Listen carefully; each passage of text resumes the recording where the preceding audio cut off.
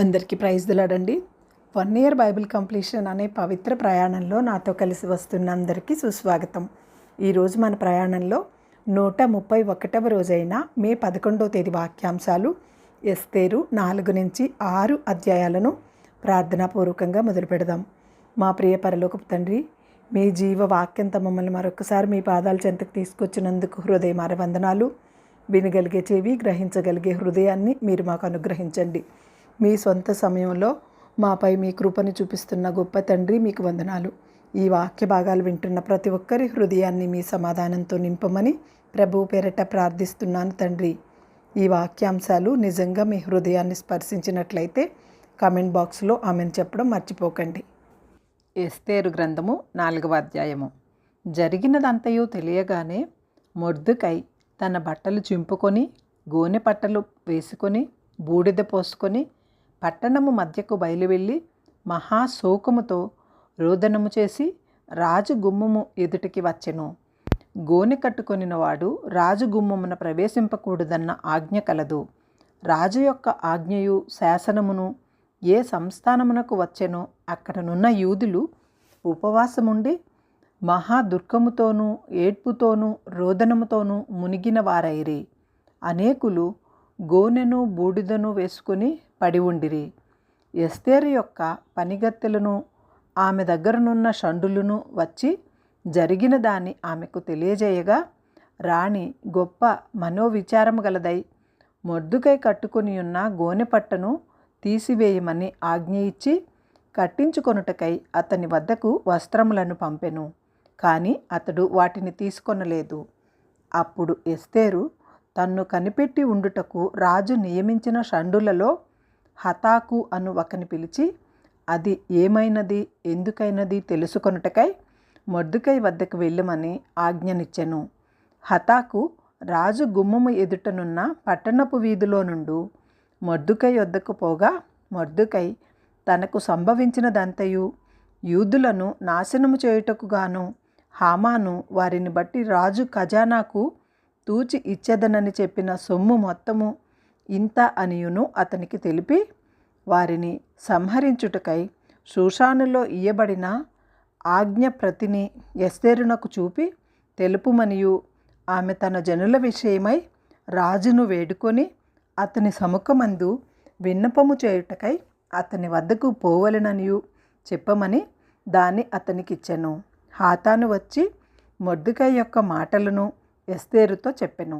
అంతటా ఎస్తేరు మొర్దెకైతో చెప్పమని హాతానునకు సెలవిచ్చినదేమనగా, పిలువబడక పురుషుడే గాని స్త్రీయే గాని రాజు యొక్క అంతర్గృహమున ప్రవేశింపబడిన ఎడల బ్రతుకున్నట్లుగా రాజు తను బంగారపు దండమును ఎవరి తట్టు చాపునో వారు తప్ప ప్రతివాడు సంహరింపబడునన్న కఠినమైన ఆజ్ఞ కలదని రాజసేవకులందరికీ అతని సంస్థానములలోనున్న జనులందరికీ తెలిసే ఉన్నది. నేటికి 30 దినముల నుండి రాజునొద్దకు ప్రవేశించుటకు నేను పిలువబడలేదని చెప్పుమనెను. వారు ఎస్తేరు యొక్క మాటలు మొర్దెకైకి తెలుపగా, మొర్దెకై ఎస్తేరుతో ఇట్లు ప్రత్యుత్తరమిచ్చి, రాజు నగరులో ఉన్నంత మాత్రము చేత యూదులందరికంటే నీవు తప్పించుకొందువని నీ మనస్సులో తలంచుకొనవద్దు. నీవు ఈ సమయమందు ఏమీయూ మాటలాడక మౌనముగా నున్న ఎడల యూదులకు సహాయము విడుదలయు మరి ఒక దిక్కు నుండి వచ్చును గాని నీవును నీ తండ్రి ఇంటి వారును నశించుదురు. నీవు ఈ సమయమును బట్టియే రాజ్యమునకు వచ్చితివేమో ఆలోచించుకొనమని చెప్పుమనెను. అప్పుడు ఎస్తేరు మొర్దెకైతో మరలా ఇట్లనెను, నీవు పోయి షూషానునందు కనబడిన యూదులనందరినీ సమాజ మందిరమునకు సమకూర్చి నా నిమిత్తము ఉపవాసముండి 3 దినములు అన్నపానములు చేయకుండిడి. నేనును నా పనికత్తెలను కూడా ఉపవాసముందుము. ప్రవేశించుటకు న్యాయ వ్యతిరిక్తముగా నున్నను నేను రాజునొద్దకు ప్రవేశించుదును. నేను నశించినను నశించెదను. అటువలనే మొర్దెకై బయలుదేరి ఎస్తేరు తనకు ఆజ్ఞాపించిన అంతటి ప్రకారముగా జరిగించెను. ఎస్తేరు గ్రంథము 5వ అధ్యాయము.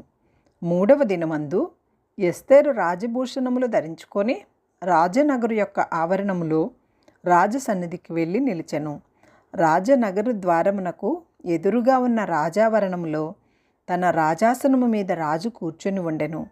రాణి అయిన ఎస్తేరు ఆవరణంలో నిలువబడి ఉండుట రాజు చూడగా ఆమె యందు అతనికి దయ పుట్టెను. రాజు తన చేతిలో నుండి బంగారపు దండమును ఎస్తేరు తట్టు చాపగా ఎస్తేరు దగ్గరకు వచ్చి దండము యొక్క కొన ముట్టెను. రాజు, రాణి అయిన ఎస్తేరు, నీకేమి కావలను? నీ మనవి ఏమిటి? రాజ్యంలో సగము మట్టుకు నీకు అనుగ్రహించెదనని ఆమెతో చెప్పగా ఎస్తేరు, రాజునకు యుక్తముగా తోచిన ఎడల నేను రాజు కొరకు సిద్ధము చేయించిన విందునకు రాజువైన తామును హామానును నేడు రావలెనని కోరుచున్నానని ప్రత్యుత్తరమిచ్చెను. ఎస్తేరు మాట ప్రకారముగా జరుగునట్లు హామాను చేయవలననియు త్వరపెట్టమని రాజు సెలవీయగా రాజును హామానును ఎస్తేరు చేయించిన విందునకు వచ్చిరి. రాజు ద్రాక్షారసపు విందుకు కూర్చుండి ఎస్తేరును పిలిచి, నీ కోరిక ఏమిటి? అది నీకు అనుగ్రహింపబడినట్లును. నీ మనవి ఏమిటి? అది రాజ్యములో సగము మట్టుకైనను చేయబడునని చెప్పగా ఎస్తేరు ఇలాగు ప్రత్యుత్తరమిచ్చెను.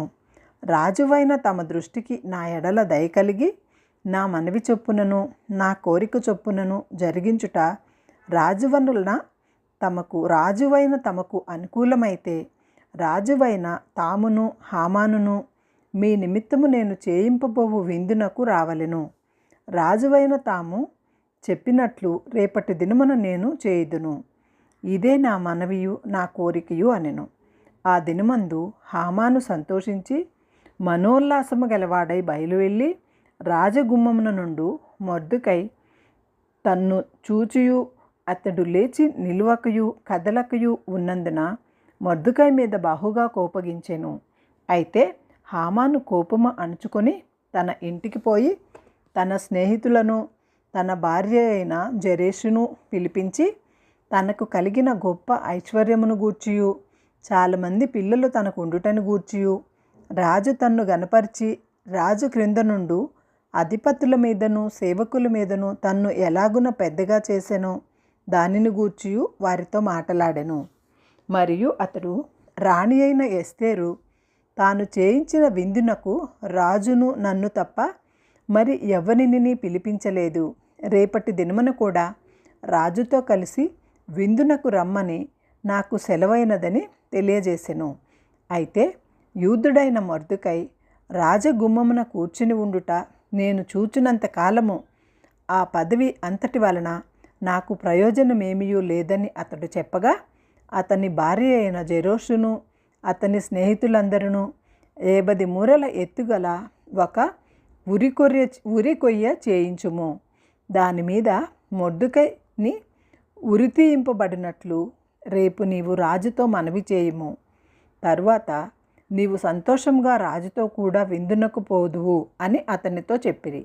ఆ సంగతి హామానునకు యుక్తముగా కనబడినందున అతడు ఉరికొయ్య ఒకటి సిద్ధము చేయించెను. ఎస్తేరు గ్రంథము 6వ అధ్యాయము. ఆ రాత్రి నిద్ర పట్టకపోయినందున రాజ్యపు సమాచార గ్రంథము తెమ్మని రాజు ఆజ్ఞయ్యగా అది రాజు ఎదుట చదివి వినిపింపబడెను. ద్వారపాలకులైన బిగ్తాను తెరాషు అను రాజు యొక్క 2 నపుంసకులు రాజైన అహష్వేరోషును చంప ప్రయత్నించిన సంగతి మొర్దెకై తెలిపినట్టు అందులో వ్రాయబడి ఉండెను. రాజు ఆ సంగతి విని ఇందు నిమిత్తము మొర్దెకైకి బహుమతి ఏమైనను ఘనత ఏదైనను చేయబడినా అని అడుగగా రాజు సేవకులు అతనికేమీ చేయబడలేదని ప్రత్యుత్తరమిచ్చిరి. అప్పుడు ఆవరణంలో ఎవరో ఉన్నారని రాజు చెప్పెను. అప్పటికి హామాను తాను చేయించిన ఉరికొయ్య మీద మొర్దెకైని ఉరితీయింప సెలవిమ్మని రాజుతో మనవి చేయుటకై రాజనగర్ యొక్క ఆవరణంలోనికి వచ్చి ఉండెను. రాజు సేవకులు, ఏలినవాడా చిత్తగించుము, హామాను ఆవరణంలో నిలువబడి ఉన్నాడని రాజుతో చెప్పగా రాజు అతని రానియుడని సెలవిచ్చినందున హామాను లోపలికి వచ్చెను. రాజు గనపరచనపేక్షించు వానిని ఏమి చేయవలనని రాజు అతనిని అడుగగా హామాను నన్ను కాక మరి ఎవరిని రాజు గనపరచనని అపేక్షించునని తనలో తాను అనుకొని రాజుతో ఇట్లనెను.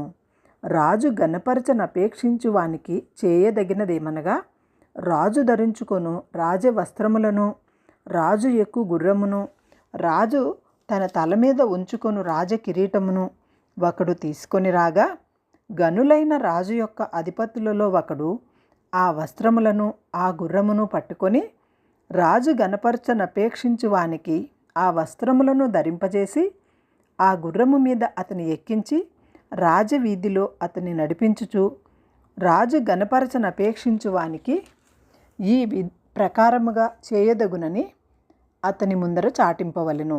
అందుకు రాజు, నీవు చెప్పిన ప్రకారమే శీఘ్రముగా ఆ వస్త్రములను ఆ గుర్రమును తీసుకొని రాజగుమ్మమునొద్ద కూర్చొని ఉండు యూదుడైన మొర్దెకైకి అలాగుననే చేయుము. నీవు చెప్పిన దానిలో ఒకటియు విడువక అంతయు చేయమని హామానునకు ఆజ్ఞ ఇచ్చెను.